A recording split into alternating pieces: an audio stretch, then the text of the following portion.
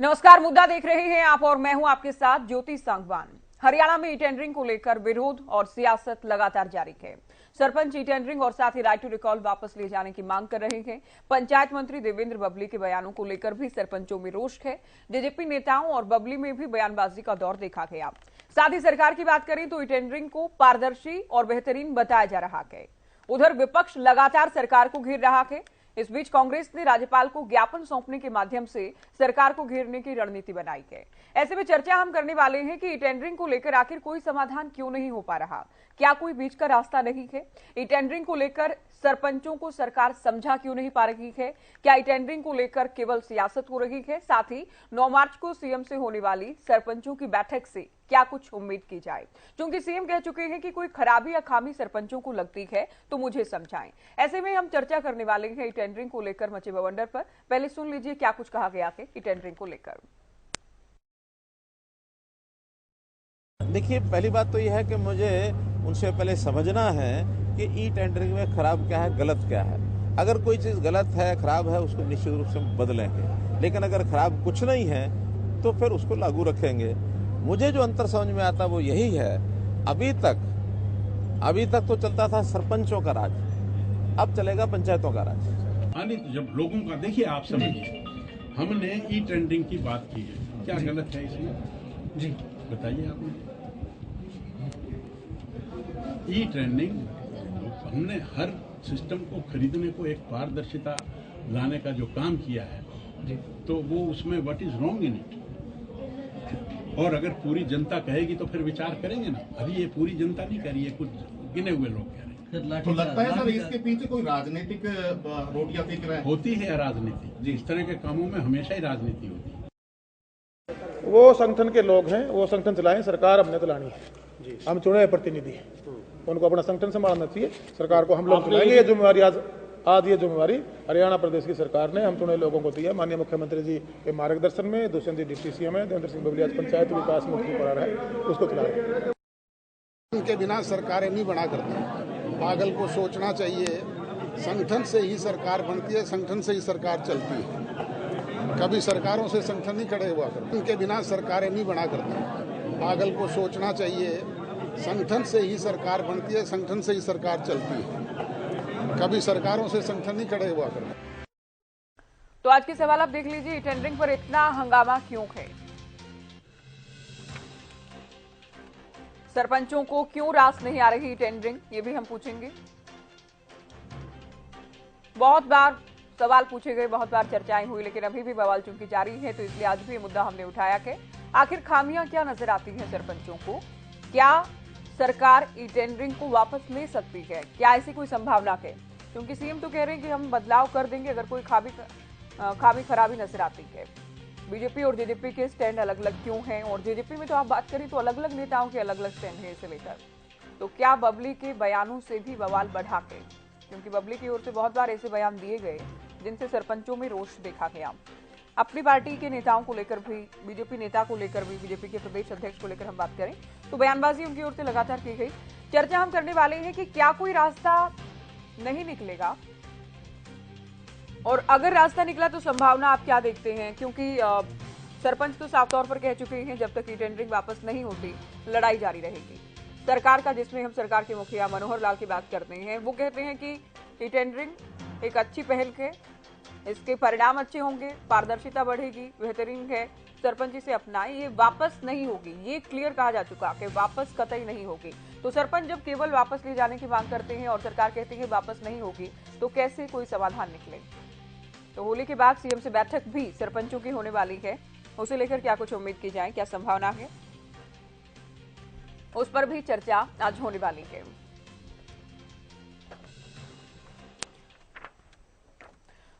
तो चलिए फटाफट चर्चा की शुरुआत करते हैं कुछ खास मेहमानों के साथ। हरियाणा बीजेपी प्रवक्ता प्रवीण अत्री जी हमारे साथ हैं, कांग्रेस प्रवक्ता बजरंग दास गर्ग जी हमारे साथ हैं, जेजेपी प्रवक्ता अजय गुलिया जी जुड़ गए हैं, इनेलो प्रवक्ता विजेंद्र रेणु जी हमारे साथ हैं और सरपंच एसोसिएशन के बिल्लू प्रधान जी हमारे साथ हैं। स्वागत है आप सभी का। शुरुआत बीजेपी से करना चाहेंगे। प्रवीण अत्री जी, काफी समय गुजर चुका है, क्या कोई समाधान, क्या कोई बीच का रास्ता नहीं निकलेगा? क्योंकि काफी समय से सरपंच विरोध कर रहे हैं। नहीं देखिए ज्योति जी, ऐसा है कि सरकार एक ऐसी योजना लेके आई जिससे पारदर्शिता बढ़ेगी, व्यवस्थित रूप से समयबद्ध तरीके से गांव का विकास होगा। माननीय मुख्यमंत्री जी बड़ा स्पष्ट कह चुके हैं कि ई टेंडरिंग व्यवस्था के अंदर अगर कोई कमी है तो वो माननीय मुख्यमंत्री जी ने कहा है कि वो आके समझाएं। 9 तारीख की बैठक प्रस्तावित है, एक अवसर है। अगर आपको लगता है कि ई टेंडरिंग के अंदर कोई कमी है, कोई ऐसी खामी है, वो आप बताएं। और मुख्यमंत्री जी ने स्पष्ट कहा कि हम उस कमी को दूर करेंगे।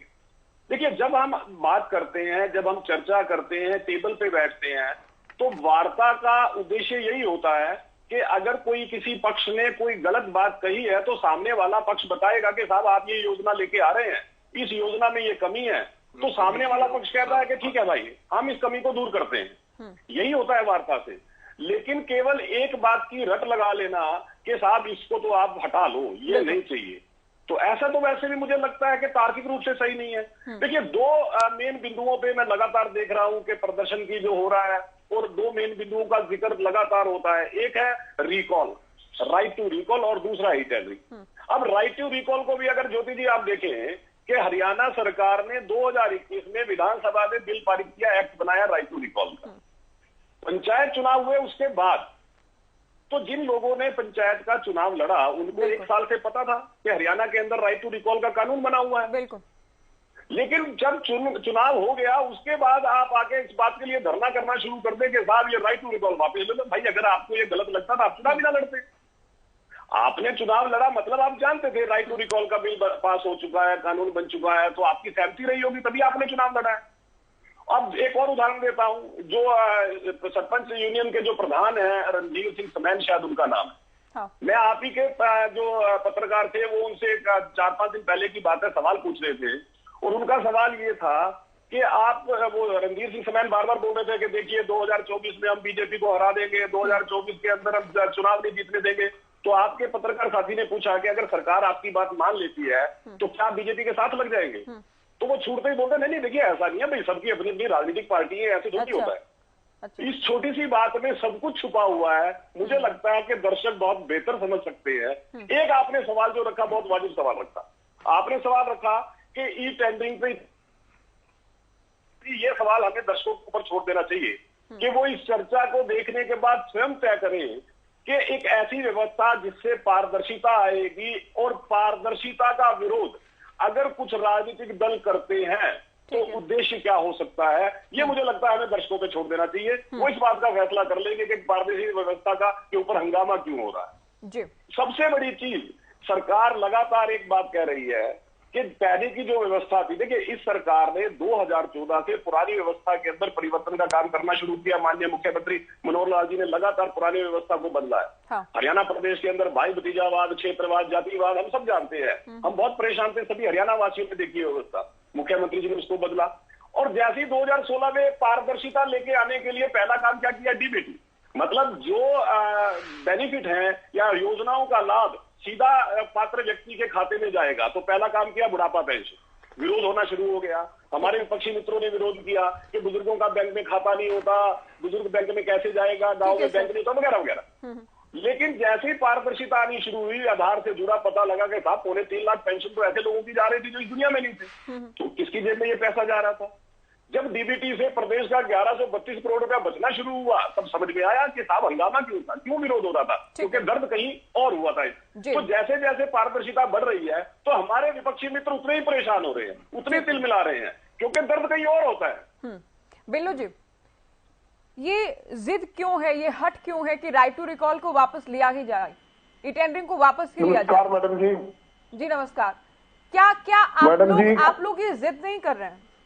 मैडम जी, हम कोई जिद नहीं कर रहे हैं। अगर हम कोई जिद कर रहे थे, हमारे प्रवक्ता जी कह रहे हैं कि टेबल पर बैठकर, आमने सामने बैठकर उसकी खामियां गिनवा दी जाए। तो हमने 2 महीने पहले इसका विरोध करना शुरू किया था। क्या 2 महीने में हमारे प्रवक्ता जी की पार्टी के पास, या वो पार्टी हमारी सबकी है, किसकी नहीं है?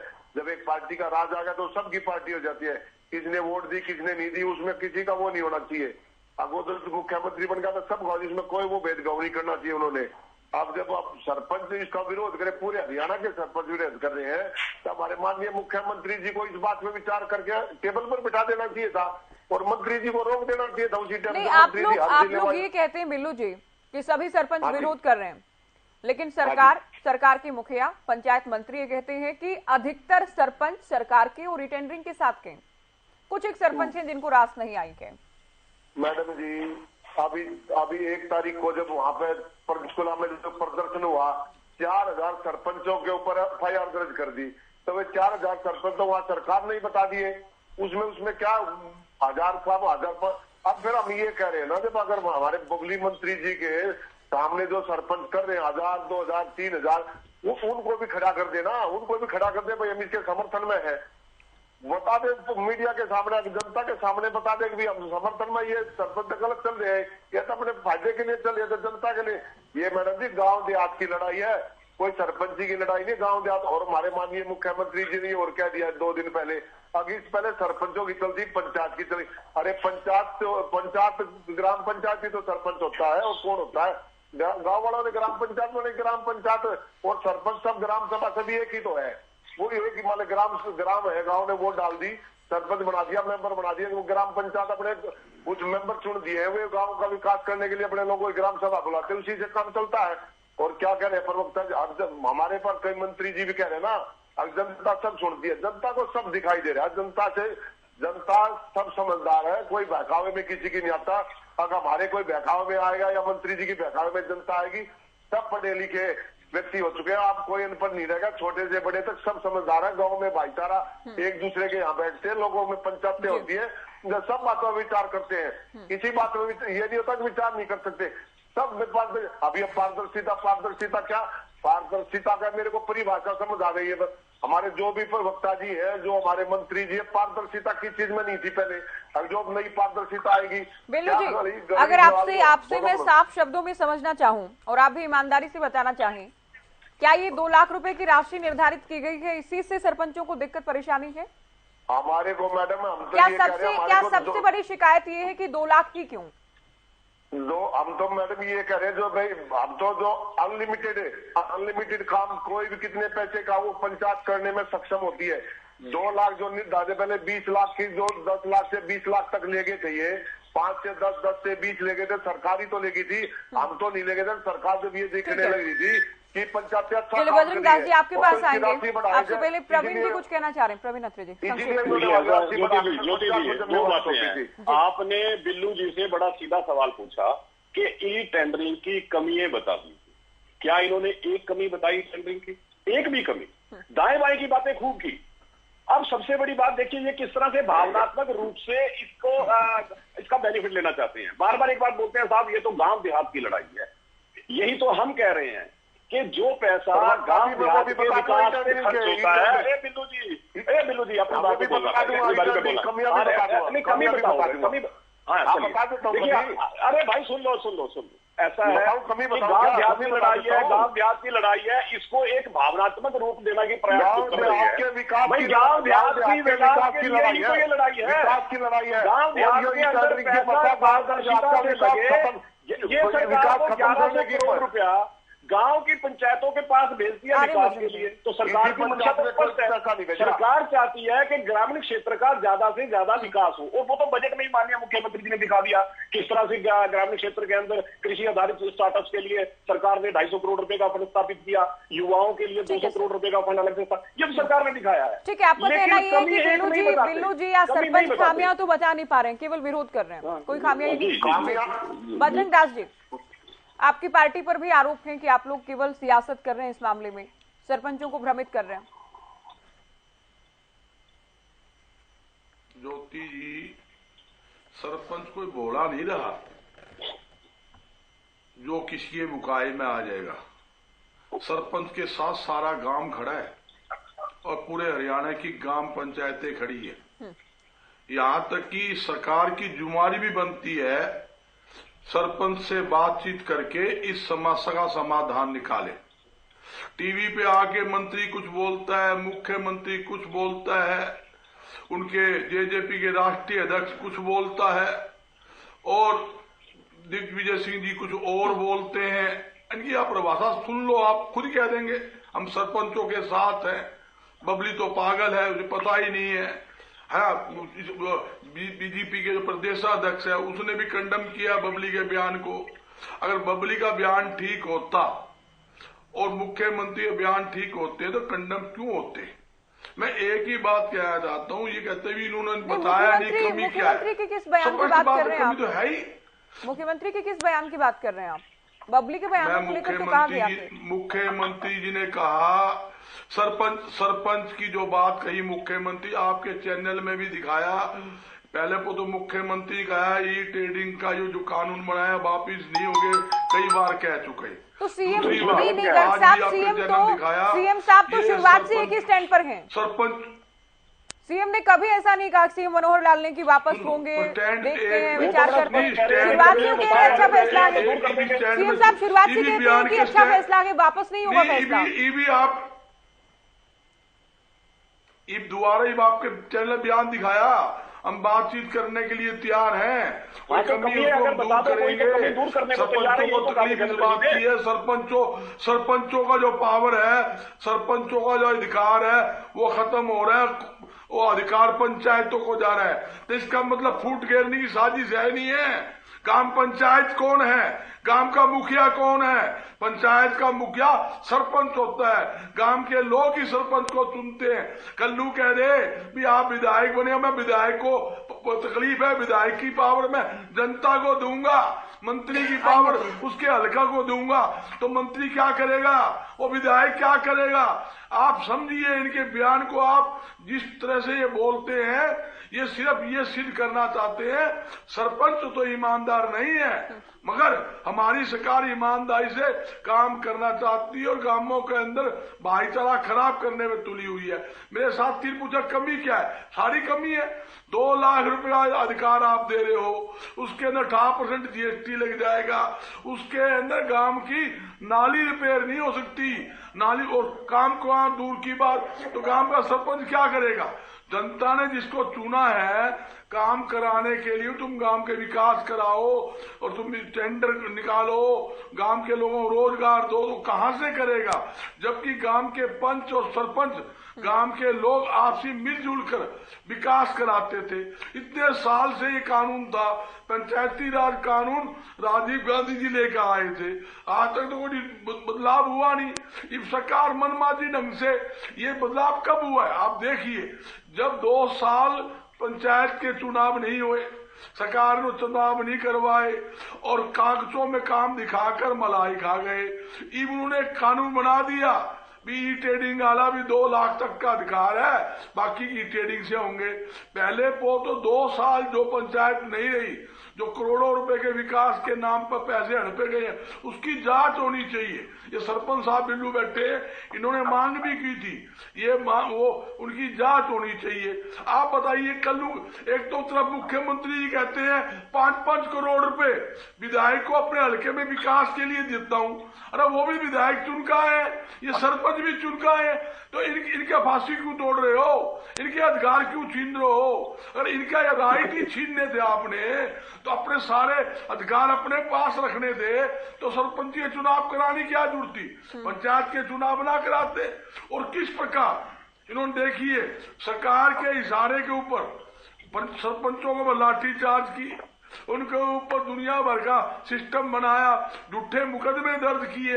ये कहते हैं कोई बात हो जाएगी। सरकार में एक बात है, कुछ लोग, कुछ किसान बैठे हैं या कुछ सरपंच थे, क्या बातें कर रहे हैं? ये कहते हैं विधायक को 5-5 करोड़ बबली ने 100 बार कह लिया, विधायक अपनी मर्जी से थोड़ी खर्चा, कुछ सरपंच थे, उसका भी प्रपोजल बनता है, वो भी टेंडरिंग से खर्चे जाते हैं। बजरंग जी, जो विधायक के 5 करोड़ है वो विधायक नहीं खर्चता, वो प्रपोजल बना, ये अपनी मर्जी से खर्चे का क्या? सरपंच अपनी मर्जी से खर्चे का क्या? आप गुमराह मत करो, आप गुमराह मत करो। जब इनको पास राइट होगा तो भी सरकारी अधिकारी बीच में होंगे, वीडियो बीच में होगा, उसके प्रस्ताव पास होगा, जेई एसडीओ एक्शन एससी उनके माध्यम से काम होंगे। काम इन्होंने नहीं करने, सारे सरकारी अधिकारी बीच में होंगे। सिर्फ आपको मलाई खाने के लिए नहीं बनेगी, तो फर्जी आप ट्रेडिंग करते हो। आप ये बताइए, बीच में बोलते हो बार-बार, आपके समय पर कोई नहीं बोला। आप सुनो, आपने खूब अपनी बात रख दी, मेरी बात सुनिए, आप सुनने का मादा रखिए। आपके लिए आप तो सुनिए, 11 माता करोड़ रखिए, भाई। आप पे 2 बात लाख नहीं लिए सुनने अकेले का। विकास के लिए। एक तरफ तो आप लेकिन पूछते हो, गर्व क्या आपका दिक्कत क्या है? है, क्योंकि दूसरे आप बीच में पारदर्शिता टोकते को हो। पसंद नहीं करते।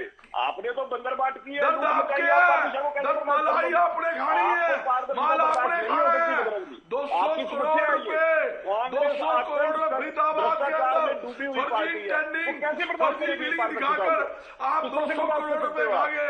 आप यही घोटाला पंचायत में और ये करना कहते हैं चाहते जांच हो, करवानी चाहिए। आप पंचायतों को शिकायत पूरक कीजिए, समझते हो, जांच होगी। सरपंचों इस को बात की कमजोर मैं आपकी समझते जिम्मेवारी हो। लेता हूँ। लाठी एक बात डंडे के बताइए, जोर साहब पर ने कोई सरकार गड़बड़ नहीं किया, चला इसकी करती। शिकायत कीजिए। अत्रे जी, 100% भगवान से आश्वासन डरो, पर जांच होगी भगवान उसकी। की लाठी कहिए, में जोर दिखाइए तो है, कहीं पे भाई। भगवान कोई से शिकायत डरो, कीजिए। ऐसा केवल मत टीवी पे करो। आके हमको बयान मत तानाशाही दीजिए। रवैया इतना शोर नहीं मत मचाइए। रहेगा। आपके जो हालात हैं, आपने जो निश्चित मान के चलिए कांग्रेस की बजरंग बात जी, करी है, अगली बार भी कांग्रेस आपका खुले मौका तौर नहीं है। पे जनता सरपंचों के समझ साथ चुकी है, है, सरकारी पारदर्शिता जनता को कर्मचारी के पसंद है। साथ है, आप जो लोग इसी तरह आपने से भगा गाइडलाइन भगा रहेंगे। के इस जो बात को समझिए आप। ठीक है, अभी चर्चा को आगे ले जाते हुए गर्ग साहब आप सुन लीजिए। बजरंग दास जी, बजरंग दास जी, बजरंग दास जी, जवाब जनता आपसे सर सुनिए, लेगी, प्लीज सुनिए आप। चिंता मत करिए। ठीक है, सुनिए सर, अजय गुड़िया जी। सीएम के वही साथ बोलिए। जो सरपंचों की बैठक होगी, हालांकि बैठक तो सीएम के साथ की, लेकिन जेजेपी क्या चाहती है कि इस बैठक में क्या हो, कैसे कोई समाधान निकले? क्योंकि आप लोगों का स्टैंड कभी वापस लिया जाए, कभी सुधार हो जाएगा, बहुत सारी बातें कही गई हैं नेताओं की ओर से। नहीं, देखिए ज्योति जी, मैं स्पष्ट कर दूं, जननायक जनता पार्टी की हमेशा से सोच ये रही है कि जो भी फैसले प्रदेश के अंदर लिए जाए वो जनता के साथ बैठ करके और जनता के सलाह मशवरे से लिए जाए। अब देखिए, ये कांग्रेस के हमारे साथी प्रवक्ता ने एक बात कही, 5-5 करोड़ विधायकों को जो मिले, ये विधायक पैसे घर लेकर के जाएंगे क्या? ये भी उनके विधानसभा क्षेत्र के अंदर ही खर्च होंगे। और जो सरपंच घर के लेके जाएंगे क्या? नहीं, सरपंच घर ले जाएंगे, आप विधायक घर ले जाते हैं, सरपंच घर ले जाएगा क्या? सरपंच भी तो जो काम करवाएगा, सरकारी अधिकारी, बीच में टेंडर नहीं होगा, बीच में बीडीओ नहीं होगा, बीच में एसडीओ जेई नहीं होगा, ये खुद ही काम करवा लेंगे, विदाउट बीडीओ करवा लेंगे। आप ये बताइए, आप उनको कहते ईमानदार है, ये चोर हो गए मेरी? बजरंग जी, विधायक सुन लीजिए आपका आप। ईमानदार है, एक मंत्री वाक्य आपका ईमानदार है। अजय जी ने एक वाक्य पूरा नहीं सुनिए, किया। ये बात ऐसी करते ज्योति जी, इनसे पूछिए, इनके विधायक इनका क्या विधवा बोलते हैं? विलाप सारे पारदर्शिता बैंक में खिलाफ खा ऐसे गया। चलेगा। ये कांग्रेस बताइए, की बताता पारदर्शिता हूँ, का ये क्या वो है? पारदर्शिता है, ये ईमानदारी का फतवा और बांटते ये फिरेंगे। कोई पाकिस्तानी कि जो विधायक के 5 करोड़ है, कोई पाकिस्तानी तुम बेईमानी का है, ये बेईमानी का है नहीं, जो आप नहीं, बजरंग दास जी, ये कोई तरीका नहीं है। घोटाला करना चाहते हो, ये कोई तरीका नहीं है सर। घोटाला करना चाहते हो, उसका दर्द है लोगों को, जनता देखती है, जनता देखती है, एक बात का जवाब लेगी आपसे। आपकी तकलीफ को समझ रही है जनता। ये बजरंग दास जी, बजरंग दास जी, समझ रही है जनता। जनता करेगी। नहीं, ये कोई तरीका नहीं है सर। अभी अजय जी का पहला जवाब नहीं हो पाया है। रेणु साहब बड़े धैर्य के साथ इंतजार कर रहे हैं। आप ऐसे लगातार नहीं बोलते रहेंगे, बात कंप्लीट कीजिए अजय जी। देखिए ज्योति जी, एक चर्चा का भी एक डेकोरम होता है। मैं रिक्वेस्ट करूंगा कांग्रेस के प्रवक्ता से कि वो उसको मेंटेन करें। जब ये बोलते हैं तो कोई बीच में नहीं बोलता। देखिए ज्योति जी, एक चीज हमारी है, दिग्विजय जी स्पष्ट कर चुके हैं, डॉक्टर अजय सिंह चौटाला भी स्पष्ट कर चुके हैं, नैना जी हमारे प्रदेश अध्यक्ष, सबकी सोच ही है। देखिए, कुछ फैसले होते हैं जिनको कि ये सोच करके किया जाता है कि इससे हरियाणा प्रदेश के लोगों को लाभ होगा और हरियाणा प्रदेश के जो ग्रामीण अंचल में बसने वाले लोग हैं उनके विकास की गति में प्रगति होगी, वो तेजी से आगे बढ़ेंगे। लेकिन कई बार लोगों को ये फैसले ठीक नहीं लगते, तो जननायक जनता पार्टी की तो स्पष्ट सोच है कि देखिए, अगर लोग इस बात को मानते हैं तो बदलाव की गुंजाइश भी है। दुष्यंत जी तो बिल्कुल एडमेंट नहीं है। उन्होंने शुरुआत में भी एक बात कही थी कि मैं रिक्वेस्ट करता हूं हरियाणा प्रदेश के सरपंचों से, लोगों से कि वो इन फैसलों को लागू होने दें, उसके बाद कोई जरूरत की बदलाव की आवश्यकता होगी तो हम उसके लिए भी तैयार हैं। और अब तो रास्ते बातचीत के खुले हैं। दुष्यंत जी ने तो पहले दिन से कहा कि बातचीत के रास्ते खुले हैं, सरपंच आए, अब बातचीत का दौर भी चल रहा है। मैंने तो आपको उस दिन भी कहा था, जब हम 15-20 दिन पहले चर्चा कर रहे थे, तो मैंने ज्योति जी तब भी कहा था कि जननायक जनता पार्टी की ये सोच है कि लोकतंत्र के अंदर वो फैसले होने चाहिए जो लोग चाहते हैं। कई बार कुछ फैसले, कुछ नीतियां ऐसी बनती हैं जिसे लोग सहमत नहीं होते, उनके अंदर बदलाव भी किए जाते हैं और वो बदले भी जाते हैं। कोई सरकार एडमेंट अजय जी, लेकिन आप जब कहते हैं कि लोग जो चाहते हैं, तो इसमें तो एक पक्ष तो चूंकि सरपंच है और सरपंच ये कहते हैं कि हम चाहते हैं कि वापस हो जाए टेंडरिंग। दिग्विजय चौटाला भी, दिग्विजय भी कह चुके हैं हरियाणा न्यूज से बातचीत में कि वापस होगा ही होगा ये फैसला, जैसे कृषि कानून वापस हुए थे, और हम बहुत बार इस पर चर्चा हम कर चुके हैं। लेकिन जब आप ये कहते हैं कि लोग जो चाहते हैं वो हो, तो लोग तो ये चाहते हैं कि फैसला वापस हो जाए। नहीं तो बैठ के चर्चा तो कर रहे हैं ना ज्योति जी, इन्होंने अपनी मांगे दी। देखिए अब एक चीज बताए ना, इन्होंने अपनी सरपंच भाइयों ने हरियाणा प्रदेश से जो गए, इन्होंने अपनी मांग पत्र दिए सरकार को, उन पर बैठ करके सहमति बनेगी, उन पर चर्चा होगी और सहमति बनेगी। मैं पहले दिन से, हमारी पार्टी की पहले दिन से ये सोच है कि हरियाणा प्रदेश के लोगों को साथ लेकर के, इनके साथ मिलकर के ये हरियाणा प्रदेश की प्रगति और उन्नति संभव है। ये बात हम लोग मानते हैं और इसी सोच को लेकर के हम आगे बढ़ रहे हैं। देखिए आप, मैं एक चीज ज्योति जी ब्रॉडर पर्सपेक्टिव में अगर हम जाएं, आज यूपीएस ये मैं पूछना चाहता हूं कांग्रेस के प्रवक्ता से, ये इस टीवी चैनल पर बैठकर पूरी जिम्मेवारी के साथ ये बताएं कि न्यू पेंशन स्कीम को हरियाणा प्रदेश में लागू करने वाला कौन था, किसके समय में हुई? चौधरी भूपेंद्र सिंह हुड्डा के समय की हुई थी कि नहीं हुई थी? तो आज ये उसका विरोध कर रहे हैं। क्या उस वक्त भूपेंद्र सिंह हुड्डा ने हरियाणा प्रदेश के लोगों के हितों पर कुठाराघात किया था, या वो किस उस संदर्भ में उस स्कीम को लागू किया था?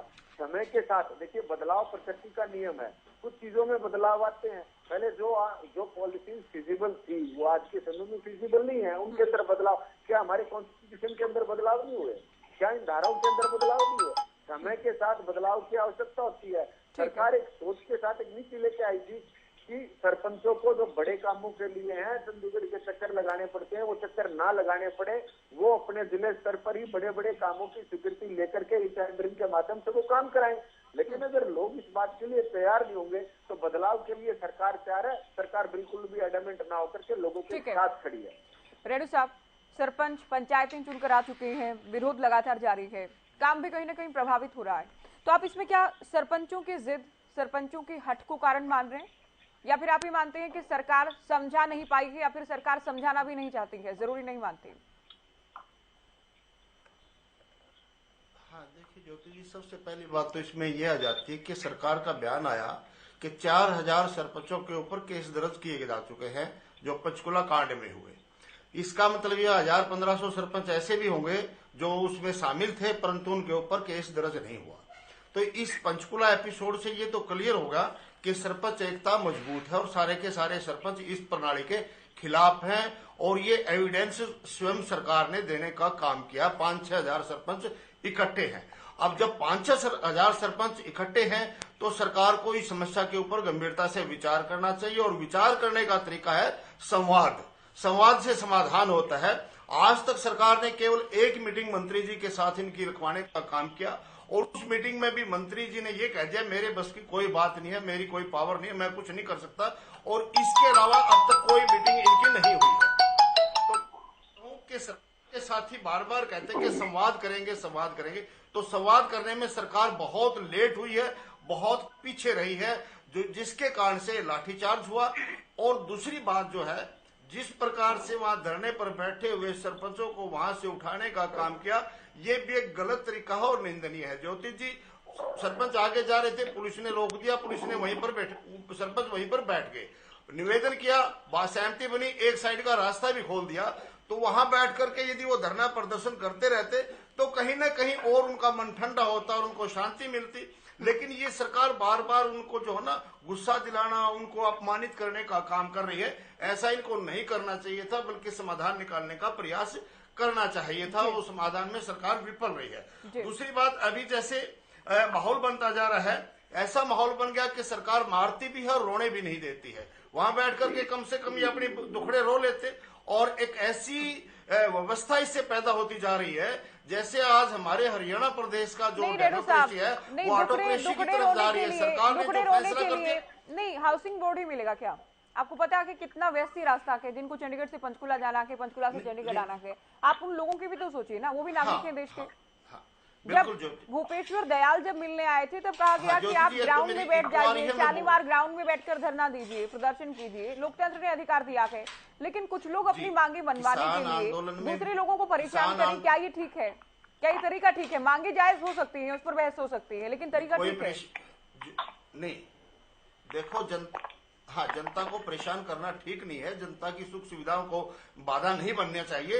लेकिन एक तरफ का रास्ता खोल दिया था उनको पुलिस के कहने पर, और वो शांति प्रिय ढंग से वहां बैठ गए थे। और दूसरी बात, मुख्यमंत्री जी ने 1 तारीख के बाद 9 तारीख का टाइम दिया, तो वो टाइम 2 या 3 तारीख का दे देते और उनकी मीटिंग हो जाती। लेकिन अब जो कह रहे हैं हमारे मुख्यमंत्री जी ने एक बात कही आज कि भाई पहले सरपंचों का राज था, अब पंचायतों का राज होगा। मैं इस परिभाषा को बदलना चाहता हूं ज्योति जी। पहले पंचायतों का राज होता था, अब ठेकेदारों का राज होगा। क्यों होगा? देखिए सबसे पहली बात, अब ये हमारे साथी पूछ रहे थे कमियां बताइए, और आज आपने ऐसे समय पर डिबेट की है। 3 बजे पंचायती अधिकारियों की मीटिंग हो रही है, पंचायती राज अधिकारियों की, मुख्यमंत्री जी उसको संबोधित करेंगे। हो सकता है आपके ये पॉइंट सरकार नोट भी कर रही हो, कहीं ना कहीं करवाए भी जा रहे हो। मैं ये निवेदन करना चाहूंगा, जो कमियां आज तक आई है वैसे सरकार को पता है, लेकिन सबसे मुख्य है कार्य की गुणवत्ता के लेकर के सारे सरपंच संशय में है कि कार्य की गुणवत्ता नहीं आएगी, कार्य गंदा होगा, जिम्मेवारी सरपंच को मिलेगी, लात जूते सरपंच को खाने पड़ेंगे। दूसरी बात, अगर वो जो कमी होगी उसके लिए जिम्मेवार कौन होगा? क्योंकि ठेकेदार तो काम करके चला जाएगा, वो सारे सरपंच को भुगतनी पड़ेगी। तीसरी बात, अगर जो कमी आ जाती है तो ये कहते हैं कि सरपंच को पावर है, वो सरपंच को पावर नहीं, मैं उल्ट नहीं कह रहा ज्योति जी, बिल्कुल सही है। सरपंच को पावर की ये बात करते, मैं आ रहा हूं आपके पॉइंट पर जो आप कहना चाह रही हैं कि भाई सरपंच के दस्तक होंगे तभी पेमेंट होगी, लेकिन वो टाइम बाउंड है। 7 दिन तक यदि सरपंच दस्तक नहीं करेगा तो अधिकारी जो है ना उसके लिए फ्री होगा और वो उसकी पेमेंट करवा सकता है, इसलिए वो पावर वहां कट जाती है और उसकी कोई पावर नहीं रहती। तो ये आगे चले। और दूसरी बात, जो 2 लाख की लिमिट बना रहे हैं, 2 लाख की लिमिट तो नगण्य है, और जब पहले 20 थी उसको बढ़ाने की बजाय 2 लाख पर शून्य पर ला करके खड़ा कर दिया, ये भी एक बहुत बड़ी कमी है। इस कमी को दूर करना चाहिए और सरकार का दायित्व बनता है इसको स्पष्ट करे। एक बात और अंत में मैं कहना चाहूंगा, अभी हमारे अजय गुलिया जी ने बहुत बढ़िया बातें की, लेकिन क्लियरली अगर क्लियरली ये कहते कि हम चाहते हैं कि ये वापिस हो, तो इसमें सरकार के ऊपर दबाव बनेगा और सरकार को विचार करना पड़ेगा इसके ऊपर। इस बात को क्लियरली, हालांकि बहुत कुछ क्लियर इन्होंने अब कहना शुरू कर दिया है, लेकिन और स्पष्ट रूप से इनको कहना चाहिए ये इसके पक्ष में है या विपक्ष में है, ये भी एक आंसर इनका आ जाना चाहिए। प्रवीण अत्रे जी, क्या सरकार ने सरपंचों के विरोध को शुरुआत में हल्के में लिया? क्योंकि ये विपक्ष ही कह रहा है कि शुरुआत में ही अगर आप लोग बैठक कर लेते, सुझाव ले लेते, तो शायद इतना हंगामा नहीं होता। नहीं ज्योति जी, ये बिल्कुल गलत बात है। देखिए राजनीति क्या आपको बहुत आ रही थी, तो आपको इसको ठीक करवा देना, मैं बोल नहीं पाया ठीक से, बहुत ज्यादा इको है। चलिए देखिए राजनीति कैसे हो रही है मैं आपको समझाता हूँ। अभी यहाँ पे एनएलडी के प्रवक्ता ने कहा कि सरकार का बयान आया, 4000 सरपंचों पे मामला दर्ज हुआ। इनसे पूछिए सरकार ने ये बयान कहा, किस बंदे ने सरकार की तरफ से ये बयान दिया? अखबार की हेडिंग है ये कि जब पंचकुला में प्रदर्शन हिंसक हुआ तो अखबार की हेडिंग है और उस हेडिंग को ये सरकार का बयान बता रहे हैं। ये है राजनीति। दूसरी बात, मैंने जब कमियों की बात की, मैं फिर रिपीट कर रहा हूं, माननीय मुख्यमंत्री जी ने कहा कि आप बताइए कमियां क्या है, हम उन कमियों को दूर करेंगे। 2 कमियां बताई गई।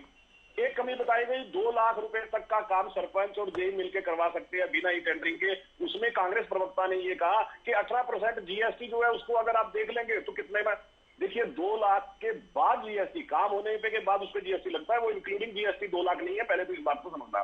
दूसरी बात, देखिए यहाँ पे किस तरह से कलाकारी करने का प्रयास हमारे विपक्षी कर रहे हैं, और मुझे हैरानी नहीं हो रही है, 2 लाख से ऊपर नहीं है, 2 लाख रुपए के अंदर, भाई आपको पता 2 लाख के अंदर 18% जीएसटी कटेगा।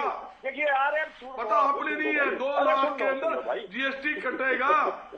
मतलब 2 आप चेक कर लो, बुलाओ ना लोगों, गुमराह मत करो अपने भाई। अरे ज्ञानी बाबू सुन लो फिर ज्ञानी रहने दो आप, ज्ञान ना बांटो, ज्ञान आसाराम बापू नहीं बांटता, आसाराम बापू कहाँ बयान बांटा करता। जब ज्ञान बांटते करता ना, मोदी जी उसे ज्ञान लेने की चलते थे, मोदी जी वो रसगुल्ले खा रहे, उसको बिस्तर करवा दिया। आसाराम बापू कौन था ज्ञान बांटने वाला? वही आसाराम बापू तुम बन रहे हो भाई, जिसका नेता यूके जाके देश के विरुद्ध बोलता है। मैं समझता हूँ आपके ज्ञान को, मेरी बात सुन लो आप। देखिए अब क्या हो रहा है, चिंता ना करो, यहाँ पे कांग्रेस की समस्या मैं पहले बता चुका हूँ। आप लगते नहीं, आप जो इंडिया का माल विदेश में भेजते हो ना, जो जमा करवा के बड़े बड़े धंधा सेठ को दे के जो फर्जी करा रहे हो, उसके वास्ते बोलता है, और आपने डंगा उठा दिया। सबने पता आपके बारे में किस प्रकार आपने सारी सरकारी संपत्ति अडानी वर्गों को बेच दी, क्यों लोगों आगे मुंह घुमाते हो सबके सामने। सारा देश देखता है, सारा देश बेच दिया आपने। चलिए वो अब देखिए क्या कर रहे हैं ये, यहाँ पे हो ही रहा है। नहीं बजरंग जी, आप लगातार नहीं बोलते रहेंगे सर। नहीं आप सुनेंगे, अभी सुनेंगे आप सर, सुनेंगे आप। बजरंग दास जी क्या तरीका है सर? बजरंग दास जी आप किसी को नहीं सुनेंगे। आपको टाइम दिया गया था, आपको टाइम दिया गया था, आपको आगे भी टाइम दिया जाएगा। नहीं सर, थोड़ा धैर्य से आप सुनिए दूसरों को, आप सुनिए। देखिए एक और चीज जो इन्होंने बोली कि विधायकों को 5-5 करोड़ रुपए देते हैं। देखिए यहाँ पे कितनी बड़ी कलाकारी है। विधायक को 5 करोड़ रुपए विधानसभा के विकास के लिए, उसका जो काम है वो भी यही ढंग है कि वो प्रपोजल बना के देगा कि मुझे इस 5 करोड़ में क्या क्या काम करवाने हैं। उसकी टेक्निकल अप्रूवल भी इसी तरह से अधिकारी करते हैं, उसका एस्टिमेट भी अधिकारी पास करेंगे, उसका ही टेंडर होगा। कोई विधायक अपनी मर्जी से थोड़ी खर्च कर लेगा उन 5 करोड़ रुपए। और विधायक को छोड़िए, अपनी मर्जी से तो प्रदेश का मुख्यमंत्री नहीं खर्च कर सकता पैसे। उनको भी अगर कहीं काम करवाना है तो उसका प्रोसेस भी टेंडरिंग है। यह है पारदर्शिता। देखिए कांग्रेस की समस्या ज्योति जी हमें समझ में आती है। कांग्रेस ने डीबीटी का विरोध किया, पढ़ी लिखी पंचायतों का विरोध किया, किसानों के खाते में सीधा फसल का पैसा जाएगा उसका विरोध किया, मेरी फसल मेरा ब्यौरा का विरोध किया। कांग्रेस पारदर्शिता के विरोध में खड़ी हमें पता है, क्योंकि कांग्रेस भ्रष्टाचारियों का एक गैंग है, उनको पारदर्शिता नहीं समझ में आती। लेकिन रेड्डू जी ने जो एतराज दूसरा बताया, दूसरी कमी, उन्होंने कहा कि जो गुणवत्ता है उस पर सवाल खड़ा होगा। देखिए हालांकि रेड्डू जी ने आधी बात बताई, आधी नहीं बताई। सरपंच के हस्ताक्षर होंगे तो पेमेंट होगी, अगर 7 दिन तक नहीं करता तो वह अधिकारी करेगा, ये बात बताई। लेकिन ये नहीं बताया कि अगर सरपंच उस पर अपना ऐतराज दर्ज कर देगा, पेमेंट नहीं हो सकती जब तक वो ऐतराज खत्म ना हो जाए। और सबसे बड़ी बात, जो गुणवत्ता की हम बात करते हैं, सुपरविजन तो पंचायत प्रतिनिधियों का है। अगर कोई ठेकेदार गुणवत्ता से समझौता कर रहा है और पंचायत प्रतिनिधि उसके सुपरविजन में उसको ऑब्जेक्ट करता है, वो काम रोकने का अधिकार रखता है कि काम यही रोक दे, तेरी क्वालिटी अच्छी नहीं है, पहले इसका सोल्यूशन होगा तो आगे। पहले पूरी जो सरकार ने एसओपी बनाई है उसको पढ़ लेना चाहिए कि क्या क्या अधिकार है, कैसे वो काम करेगा। लेकिन जो बड़ी बात है, जिसका मैं फिर निवेदन करूंगा कि इसके अंदर सरपंचों को अधिकार ज्यादा दिए हैं। प्लीज रेड्डू साहब फोन को साइलेंट कर लीजिए सर, साइलेंट कर लीजिए। पहले उनके पास 20 लाख तक का, देखिए पहले व्यवस्था ये थी कि 20 लाख तक का काम कोटेशन के जरिए होता था, मतलब उसकी कोई अकाउंटेबिलिटी नहीं थी। आपने कोई 3 कोटेशन ली, जिसकी कोटेशन कम है उसको आपने काम दे दिया और पैसे आपने उसको पेमेंट कर दिया। पहले ये होता था। लेकिन अब ई टेंडरिंग का मतलब ये है, सरकार ने इसमें डिले ना हो। अरे भाई, इसमें सरकार ने short term tender, with in 7 days tender final होगा, ये सारी व्यवस्थाएं कि कोई भी नया आदमी टेंडर में पार्टिसिपेट कर सकता है। ये कहते हैं कि देखिए पंचायत जो है रोजगार नहीं दे पाएगी। भाई कोई भी नया आदमी पार्टिसिपेट कर सकता है, मतलब गांव का कोई भी इंसान उसमें पार्टिसिपेट कर सकता है। लेकिन ई टेंडरिंग का पर्पज ये है, एक तो रेट सही हो, दूसरा उसकी अकाउंटेबिलिटी हो, तीसरा समयबद्ध तरीके से काम खत्म हो। ये सब व्यवस्था, क्योंकि ये लोगों का पैसा है, लोगों के लिए खर्च होना है। अगर ये पारदर्शिता से खर्च होता तो किसी को एतराज क्यों? मुझे तो यही समझ में नहीं आ रहा। ठीक है, आपने 2 कमियां बताई, दोनों का सोल्यूशन सामने बताया। बिल्लू जी, होली के बाद जो बैठक होगी, सरकार अगर 2 कदम बढ़ाती है, जब सीएम साहब ही कहते हैं कि कोई खराबी है तो समझाएं, तो क्या 2 कदम आप लोग भी बढ़ाएंगे आगे? इस बात से आगे बढ़ेंगे कि वापस ही लिया जाए फैसला, उसी के बाद विरोध खत्म होगा? मैडम जी, जब हमारे सीएम साहब में टेबल पर बैठेंगे और हमारी एसोसिएशन बैठेगी, अगर वो जब हमारे से पूछेंगे एसोसिएशन से, तो हम इसकी कमियां भी बताएंगे, और जब वो इसका फायदे बताएंगे तो कमियां भी आएंगी साथ के साथ में। आज मैं आपको एक छोटा बता देता हूँ, बड़े प्रवक्ता जी को टेंडरिंग के क्या फायदे है, क्या नुकसान है। गाँव के विकास की कह रहे थे ना हम, जो 22/5/2021 मेरे गांव का गरीब वाटर का 70 लाख रुपए का टेंडर हुआ था। 22/5/2021 कितने दिन हो गए? 2 साल के करीब हो गए होंगे, 2 महीने कम है। एक बार ठेकेदार आया था 6 महीने पहले, 7 महीने पहले देखने के लिए, उसके बाद आज तक ठेकेदार नहीं आया। हमारे राई ब्लॉक में 5 ग्रे वाटर के तालाब वो होने हैं, 2 करोड़ 71 लाख का टेंडर हो रहा है। उसके गरग एजेंसियां जींद की, वो ठेकेदार साहब ने 5 गाँव में 2 करोड़ 71 लाख के जो काम है, आज तक कुछ भी काम नहीं किया। यही टेंडरिंग का कितना बड़ा फायदा हमारे प्रवक्ता जी बता देंगे। ये किसका नुकसान है? 2 साल पहले जिस एजेंसी ने टेंडर लिया था, वो एजेंसी आज तक उस काम को देखने नहीं आई दोबारा। एक बार चक्कर लगा के दोबारा नहीं आई। और आपको रिटर्न में भेज दूंगा प्रवक्ता जी को, आपको रिटर्न में उसका भेज दूंगा लेटर, जो मेरे पास लेटर आया। अच्छा, एक सवाल ज्योति जी, मैं इनका संशय दूर कर देता हूँ, देखिए इन्होंने बताया कि टेंडर हो चुका है, लेकिन एजेंसी जो है उसने अभी तक काम शुरू नहीं किया। ज्योति जी, जो ई टेंडरिंग होती है, मतलब जब टेंडर होता है ना, उसमें शर्तें होती हैं, तो उसमें एक शर्त ये होती है कि एजेंसी इस काम को कितने समय में पूरा करेगी। अगर साहब को पता है कि 6 महीने का टाइम, 6 महीने का। हाँ तो सुन लो ना, अरे सुन लो भाई, अब बीच में ना बोलो। अगर आपको पता है कि, अरे सुन तो लो प्रभु, अगर आपको पता है उसमें 4 महीने का टाइम है, अभी तक काम शुरू नहीं हुआ, आप तुरंत उसकी शिकायत कीजिए, टेंडर रद्द हो जाएगा, दोबारा टेंडर हो जाएगा। आप अपनी जागरूकता दिखाइए ना कि भाई देखिए ये टाइम शर्त थी, अभी तक एजेंसी ने कुछ किया नहीं है, आपने तो केवल एक शर्त। एक सवाल ये भी प्रवीण अत्रे जी ने शुरुआत में पूछा, बिल्लू जी, जब राइट टू रिकॉल को लेकर पहले जानकारी थी, उसके बाद जिन लोगों ने चुनाव लड़ा, अब उस फैसले से दिक्कत परेशानी क्यों है? ऐसा तो है नहीं कि पंचायती चुनकर आने के बाद सरकार ने लागू कर दिया हो, थोप दिया हो। जब आप लोग इलेक्शन में हुए तब भी पता था? जब पता था सरकार ने, हमारे जब सरपंच पंचायत नहीं थी तो पंचायत बनेगा एक आदमी किसी सेकंड नहीं, तब आप लोगों ने ठान लिया था कि पंचायत का चुनाव लड़ेंगे और सरपंच अगर बनकर आए तो विरोध करेंगे। हाँ, विरोध करेंगे, गलत ये ठान लिया था सरपंचों के ऊपर। हाँ, गलत कानून है, इसलिए विरोध किया। तो पंचायत नहीं थी तो क्या विरोध करते, कौन विरोध करता इसका? जब सरकार के 2 साल से प्रशासक थे, तो प्रशासकों को इन्होंने ये नियम प्रशासकों के लिए बनाए थे।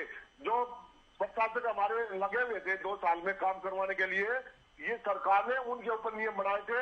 और उन्होंने मंत्री जी ने वगैरह ये देखा कि जब ये चुने हुए प्रतिनिधि है, इनको काम करने का अधिकार है, इनको भी खत्म करो, पंचायतों के अधिकार खत्म करो। अब मैंने प्रवक्ता जी को बता दिया ना, टेंडर वाला अब मेरा वो लेटर है नहीं। तो भाई बिल्लू जी, हो सकता है उसका अब तक कैंसिल हो गया हो, और नहीं हुआ तो आप कंप्लेंट कैंसिल हो जाएगा, दोबारा करवा दो। मैं आपको ये बता सकता हूँ, हमारे राई ब्लॉक सोनीपत जिले में राई ब्लॉक में कितने टेंडर हैं और कितने टेंडर वो अब तक पड़े हैं, और सोनीपत एक्शन ऑफिस में कितने टेंडर 15 बार, 20 बार, 25 बार आज तक नहीं काम हुए, और वो बार लगा रहे हैं। पहले क्या नियम था मैडम जी, कोई भी टेंडर लगता था, 3 बार टेंडर लगाया जाता था। अगर टेंडर लेने वाला कोई नहीं आता था, अपना वीडियो के माध्यम से, एक्शन ऑफिस के माध्यम से कार्य करवा देते थे, एक्शन जेई वगैरह। लेकिन अब वो टेंडर प्रक्रिया से लगी 40 बार, 60 बार, 65 बार के भी आपको सबूत दूंगा मैं। अगले डिबेट में ये बता देता हूँ मैं आपको। प्रवीण जी, अभी आगे बढ़ेंगे सर, चर्चा में आएंगे आपके पास। ठीक है बिल्लू जी। 3 बार का कोरम होता है, बस ये गलत जा रहे हैं, 7 गलत बोल रहे हैं। 3 बार का कोरम होता है, नियम है। 3 बार अगर टेंडर कोई लगे और वो टेंडर 3 बार में कोई बिडर ना आए उस टेंडर को लेने के लिए, तो उसकी शर्तों के अंदर या उसको जो है अलॉट किया जा सकता है, ऐसा जो है टेंडर का नियम होता है। लेकिन मेरा सवाल फिर वही है कि अगर सरकार ने इस व्यवस्था के लिए विशेष तौर पे जो 25 लाख तक के टेंडर हैं, उसका तो टाइम ही 7 दिन कर दिया है, इसीलिए किया है 7 दिन। पहले जो फाइलें चंडीगढ़ जाती थी बड़े कामों की, वो चंडीगढ़ जल्दी टेंडर हो, जल्दी काम हो पाए, जल्दी काम हो पाए। आ गया मैडम जी मेरे पास, एक सेकंड मेरे को भी देना, लेटर आ गया मेरे पास, एक सेकंड देना मेरे को। अभी बिल्लू जी तो जल्दी बात कंप्लीट कीजिए आप ना, जल्दी। 23/12/2021 को लेटर का मेमो नंबर है 7807 है, जिसमें गरे वाटर है, ग्राम पंचायत बटमली की नागल कला जाटी खुर्द खेड़ी मना जाते ब्लॉक राय डिस्ट्रिक्ट सोनीपत, जिसका अमाउंट है 2,91,84,000 2,91,84,000, जिसके टेंडर लगभग 3 करोड़ के हैं। अब 2021 ये देखो, 2021 के 12वें महीने के बाद पूरा 22 गया दिएगा, जिसमें 6 महीने का टाइम था मैडम जी, 6 महीने का। अब ये टाइम निकल चुका सारा। अब ये टेंडर, ये पैसा, ये गांव का विकास, ये कब तक? और पंचायत के पास पैसा होता है ना, अब तो पंचायत 2 दिन में 10 दिन में लोग उसको, तो आप लोग शिकायत कर सकते हैं इसकी, ये कह रहे हैं प्रवीण जी। एक और चीज आप कह रहे हैं कि ठेकेदार और एजेंसी सही नीयत से काम नहीं करेंगे, इन्होंने अलॉटमेंट लेटर को पढ़ के यहाँ बताया कि ये काम अलॉट हुआ है, आगे काम की क्या स्थिति है, टेंडर उसका रहा नहीं रहा, क्या वो हम नहीं जानते, वो इनके स्थानीय स्तर पे बता सकते हैं। अरे वही तो कह रहा हूँ, कैंसिल हो गया, चलिए बजरंग जी काफी इंतजार कर रहे हैं। ठीक है बजरंग जी, सरपंचों को तो पहली नजर में दिक्कत ये लगती है कि राशि कम कर दी गई है 2 लाख रुपए, लेकिन कांग्रेस पार्टी को लेकर आरोप ये कि आप लोगों को पारदर्शिता से दिक्कत है, क्योंकि कांग्रेस पार्टी को पसंद है करप्शन, आप लोगों को करप्शन करना है।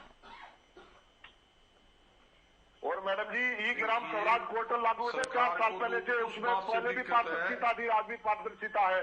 सिर्फ ये है ना, मेरे को एक मिनट सिर्फ है, नहीं अभी समय है थोड़ा, आपसे अगला सवाल मैं पूछूं तो आप बताइएगा, अभी आप सुने। बिल्लू भाई अभी आप सुने।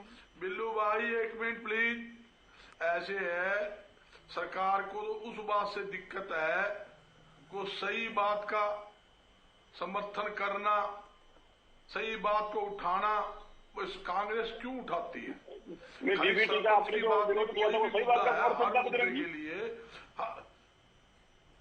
डीबीटी का विरोध सही बात का समर्थन था बजरंग जी? मेरे भैया आप अपने टाइम नहीं, मैं पूछ रहा हूँ, फिर आप बीच में वो सही बात का समर्थन था क्या? बोलती रहना, आप किसी बोलने पहले भी मैं जब बोलने लगा उस टाइम भी आप शुरू हो गए थे। मैं तो केवल सवाल पूछ रहा यार, जवाब दे दो उसका। सबसे मोटी बात ये है, ये कहते हैं भाई हमारे सर जो विधायक जो काम करवाते हैं उसके अंदर सरकारी अधिकारी होते हैं, जब सरपंच काम करवाएंगे उसमें ये वीडियो नहीं होगा क्या? सरकारी अधिकारी शामिल नहीं होंगे, एस्टीमेट नहीं बनेगा, तो वहां भी टेंडरिंग होती है भाई, विधायक में भी टेंडरिंग है सब। मगर सुनो बोलने दो भाई, उतरे भाई बोलने दे। ठेकेदार की भी टेंडरिंग है भाई, बोलने को वहां भी टेंडरिंग है, यहाँ भी टेंडरिंग है, फर्क क्या है दोनों में? जब सुनो ट्रिक्का होता है, 35 साल से काम करते आए हैं, आप सरपंचों को बेईमान समझते हो? आपके मंत्री ईमानदार है क्या? कोई दावा है क्या? आप कहते हैं ई ट्रेडिंग के माध्यम से 200 करोड़ टेंडर हुआ और बिलिंग होगी 200 करोड़ रुपए साफ करके फरीदाबाद, वो कैसे हुआ? स्पष्ट करो आप, वो वैसे ही हो गया।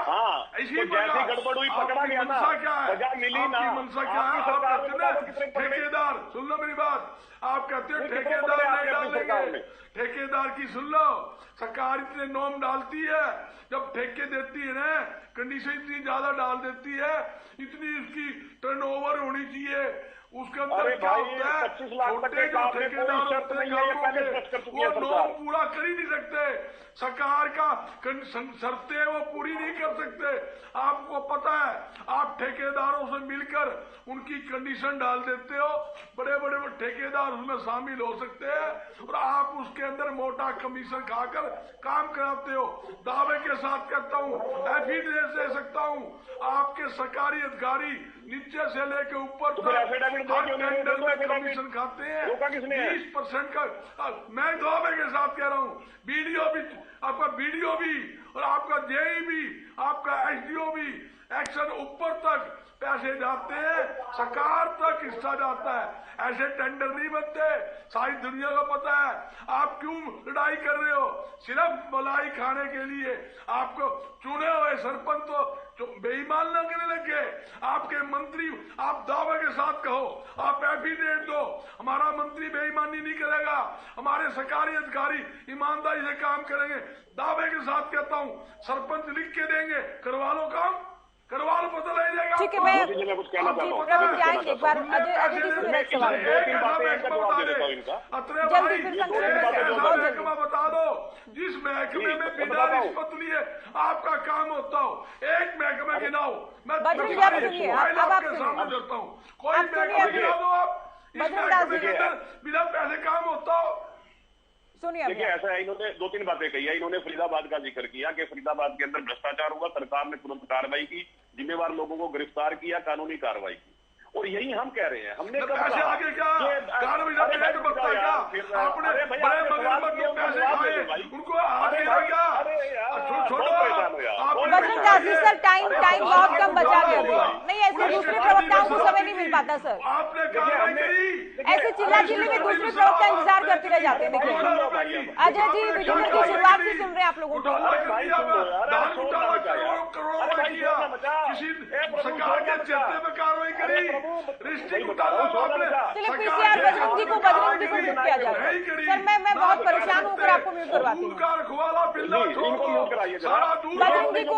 बजरंग जी को म्यूट कर दिया जाए। सर आखिरी कमेंट सबके लेने हैं, मेरी मजबूरी भी आप समझा दीजिए। बस 1 मिनट में खत्म कर देता हूँ। फरीदाबाद के अंदर सरकार ने कार्रवाई की, क्योंकि सरकार भी यही कर रही है। हमें पता है व्यवस्था में ऐसे लोग बैठे हैं जो अपनी हरकतों से बाज नहीं आते, लेकिन विषय यह है कि सरकार उन पर कैसा कदम उठाती है। एक उदाहरण दे देता हूँ, 1303 रेड की है सीएम फ्लाइंग स्क्वाड ने, जिसके अंदर 456 एफआईआर दर्ज की हैं, 555 गिरफ्तारियां की हैं, क्योंकि हमें पता है कि कांग्रेस जो सिस्टम बना के गई थी वो भ्रष्टाचार से भरा हुआ था, इसीलिए ये काम करने पड़ रहे हैं। इन्होंने एक बात और कही है कि मैं एफिडेविट दे सकता हूँ, तो भाई देना चाहिए आपको। ठीक है सर, आगे बिल्कुल भी समय नहीं है सर, आप भी सुनिए। अभी अजय गुलिया जी एक बात समझाएं, बबली लगातार सरपंचों को लेकर बयान देते आए, लेकिन अजय चौटाला के खिलाफ कुछ बोलते हैं, अजय उन्हें पागल करार देते हैं, उसके बाद उनके बयान आना कैसे बंद हुए?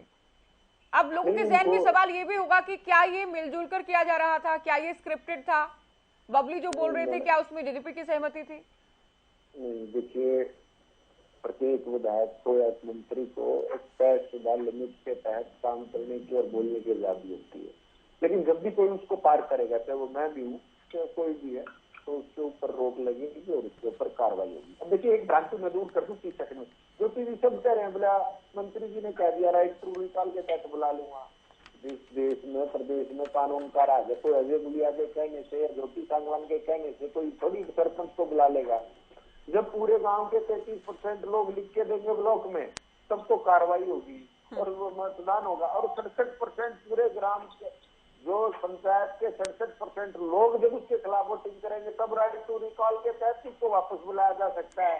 तो कह देने से किसी को थोड़ी वापस बुला लेगा कि मेरे कहने जैसे। अब ये मौजूदा सरपंच बैठे हैं, मैं कह दूंगा राइट टू रिकॉल के तहत इनको बुला लिया। अरे नहीं बुला सकते भाई, जब इनका गांव जिन लोगों ने इनको चुन करके भेजा है वो मानने का काम नहीं किया। उसमें से एक तिहाई मतलब 33% लोग लिख के देंगे, फिर वो कार्रवाई शुरू होगी और 67% ग्राम वासी जमीन के खिलाफ होंगे। जब वो कानून है, आपको समझना चाहिए, इन भ्रांतियों में नहीं आना चाहिए। ठीक है रेड्डी साहब, आखिरी जवाब आपका, क्या सुझाव देंगे आप सरकार को? हाँ, नहीं, सुझाव मैंने पहले दे दिए जो कमियां थी। अब तो मैं ये कहना चाहूंगा, देखिए कोई भी मंत्री बयान देता है तो सरकार का सामूहिक बयान होता है और सरकार पूर्ण रूप से उसके लिए जिम्मेवार होती है। जब देखा कि सरपंचों का विरोध ज्यादा बढ़ गया, इसलिए इन्होंने अब अपने बचाव के लिए बबली के ऊपर थोपने का काम कर रहे हैं। पहले ये बयान पूरा सरकार की तरफ से दिलवाया जाता था।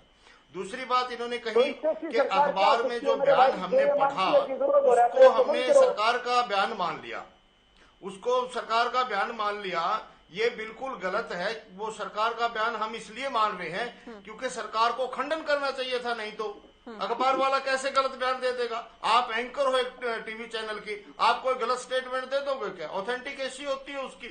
अखबार ने जो छापा है तो उसका या तो खंडन करते या फिर उसको एक्सेप्ट करो। अभी अब आप मना क्यों कर रहे हो? तीसरी बात इन्होंने की शिकायत कर दे। अभी हमारे सरपंच साथी ने बताया, और हाँ, अभी साथी ने बताया कि 50-60 बार टेंडर हो चुके हैं। प्रवीण भाई बात को बड़ी उसे चतुरता से घुमा रहे हैं बात को। भाई टेंडर ले लिया, टेंडर ना लेने आए तो 3 ऑप्शन हो गए, 3 बार टेंडर करेंगे, नहीं लिया तो उसको फिर रिजेक्ट कर देंगे। लेकिन यदि किसी फर्म ने टेंडर ले लिया और फिर वो काम ना करे, इसमें फर्क है ज्योति जी। ऐसे मत बातों को घुमाओ और बातों को यथार्थ के ऊपर लाने का प्रयास करें। जिस फर्म ने टेंडर ले लिया, अभी सरपंच साहब ने with date, with amount, with work और विद विलेजेस आपके सामने रखा। आपने एक बार भी ये नहीं कहा कि हम इसके ऊपर एक्शन लेंगे। उल्टा कहते कि सरपंच शिकायत करे। भाई प्रसाद तो आप खिलाओ और शिकायत सरपंच करे। जब आपके आदमी को आपने टेंडर दिया है तो आप उसकी रिपोर्ट क्यों नहीं लेती? गवर्नमेंट रिपोर्ट ले उसकी, भाई काम हुआ कि नहीं हुआ, क्यों नहीं लेती? सरपंच शिकायत करता घूमेगा और मार जो है ना सरकार चाटेगी। ऐसा कभी होता है क्या ज्योति जी? इंडियन नेशनल लोकदल पार्टी इसकी पूरी मांग करती है कि ये वापस होनी चाहिए और सरपंचों का मान सम्मान लौटाया जाना चाहिए। चलिए, आप सभी का बहुत शुक्रिया, आप लोगों ने वक्त दिया। तो सीएम के साथ बैठक होने वाली है। होली के बाद बैठक में क्या कुछ रहेगा, क्या कोई बीच का रास्ता निकलेगा, क्या सरपंचों को समझा लिया जाएगा या सरपंच अपनी जिद से पीछे हटेंगे, इसे लेकर चर्चा की। फिलहाल दीजिए इजाजत, नमस्कार।